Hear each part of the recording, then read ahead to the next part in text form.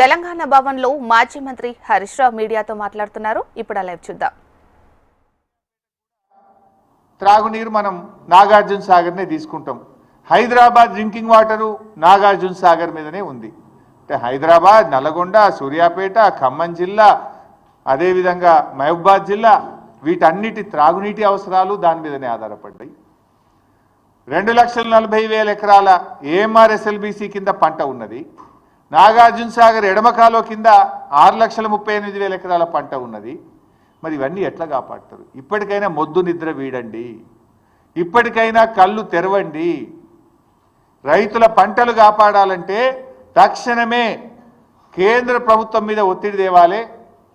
ఆంధ్రప్రదేశ్కు నీటి వాడకాన్ని బంద్ చేయించాలి. కేఆర్ఎంబీ ఆఫీస్ ముందు ధర్నా చేద్దాం పండి, మేము కూడా వస్తాం.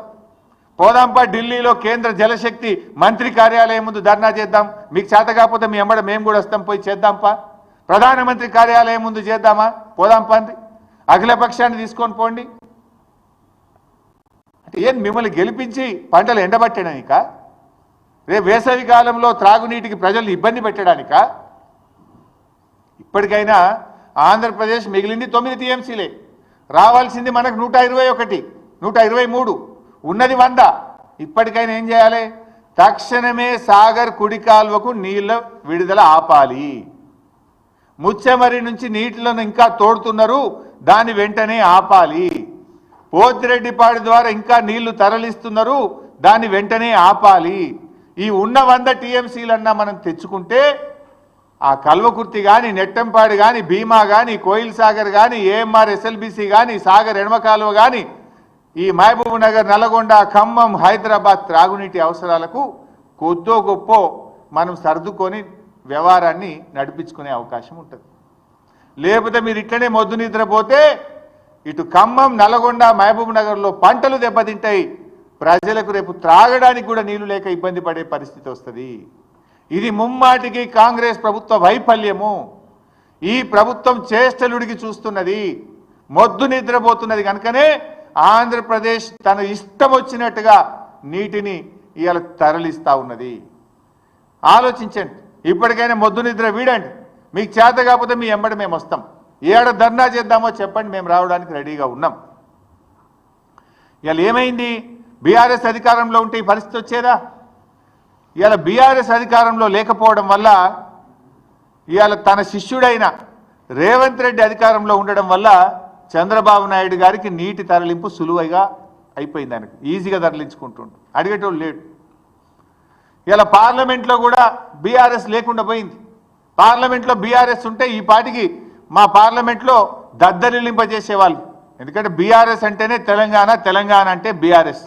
తెలంగాణ హక్కుల కోసం, తెలంగాణ ప్రయోజనాల కోసం నిక్కచ్చిగా మాట్లాడగలిగే పార్టీ బీఆర్ఎస్ పార్టీ. ఇలా 8 కాంగ్రెస్ గెలిచే, 8 బీజేపీ గెలిచే. ఆంధ్రప్రదేశ్ యథేచ్ఛగా నీళ్లు తరలిస్తుంటే నా బీజేపీ ఎంపీ మాట్లాడాడు, నా కాంగ్రెస్ ఎంపీ మాట్లాడాడు. పార్లమెంట్లో ఇవాళ తెలంగాణ గొంతు మూగపోయింది, ప్రశ్నించే గొంతు లేకుండా పోయింది. ఇవాళ తెలంగాణ ప్రజలు ఆలోచించాలి, తెలంగాణ యువత కూడా ఈ రాష్ట్రానికి జరుగుతున్న అన్యాయం గురించి ఆలోచించాలని చెప్పి నేను కోరుతా ఉన్నా.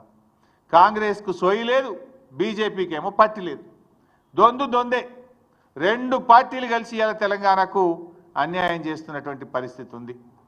కేంద్రంలో ఇవాళ చంద్రబాబు నాయుడుకి పలుకుబడి ఉంది, బీజేపీతో భాగస్వామ్యంగా ఉన్నాడు. దాంతోనే ఇష్టారీతిగా ఇవాళ జలదోపిడీ జరుగుతూ ఉన్నది. కానీ తెలంగాణ ముఖ్యమంత్రి మాట్లాడాలి కదా. ఈ జలదోపిడీ ప్రశ్నించాల్సింది ఎవరు? తెలంగాణ ముఖ్యమంత్రి గారు ప్రశ్నించాలి. కానీ తెలంగాణ ముఖ్యమంత్రి గారు ప్రశ్నించకుండా పరోక్షంగా సహకరిస్తున్నాడు. ఈయన పరోక్షంగా దీనికి సహకరిస్తున్నాడు. అందుకే ఈ పరిస్థితి. ఇలా రేవంత్ రెడ్డి గారి వైఖరి హాస్యాస్పదంగా బేలాగా ఉంది.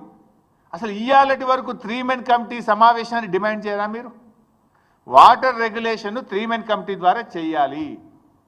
అసలు ఈ రోజు వరకు 3 మెన్ కమిటీ సమావేశం జరగలే. 3 మెన్ కమిటీ సమావేశం జరగకుండా వాటర్ ఏ రాష్ట్రం ఎన్ని వాడుకోవాలనో నిర్ణయించకుండా ఇష్టారీతిని ఆంధ్రప్రదేశ్ నీళ్లు తీసుకుపోతుంటే తెలంగాణ ప్రభుత్వం ఎందుకు 3 మెన్ కమిటీ గురించి మాట్లాడతలేరు? ప్రతి సంవత్సరం కూడా కేఆర్ఎంబి పరిధిలో ఉన్న ప్రాజెక్టులకు నీటి వినియోగాన్ని ఈ 3 కమిటీ పర్యవేక్షిస్తుంది. 3 కమిటీ ఆధ్వర్యంలోనే జరుగుతుంది. కానీ ఈ సంవత్సరం ఇంతవరకు 3 కమిటీ సమావేశం జరగలేదు. ఈ రోజు వరకు కూడా జరగలేదు. అంటే బోర్డు వ్యవహారం ఎంత దారుణంగా ఉందో ఇవాళ అర్థం చేసుకోవాలి. బోర్డు కేంద్రం కంట్రోల్లో ఉందా, ఏపీ కంట్రోల్లో ఉందా అని మాకైతే ఇవాళ అనుమానం కలుగుతుంది. మరి కేంద్రం ఏం చేస్తుంది? కేంద్రంకు 2 రాష్ట్రాలని సమానంగా చూడాలి కదా. తెలంగాణకు ఇంత అన్యాయం జరుగుతుంటే, తెలంగాణకు నీళ్లు దక్కకుండా ఆంధ్రప్రదేశ్ తరలించకపోతుంటే ఎందుకు చర్యలు తీసుకోవడం లేదు? ఇలా బోర్డు మీద కూడా సీరియస్గా ఒత్తిడి చేస్తలేరు. 3 కమిటీ మీటింగ్ పెట్టమని డిమాండ్ చేస్తలేరు.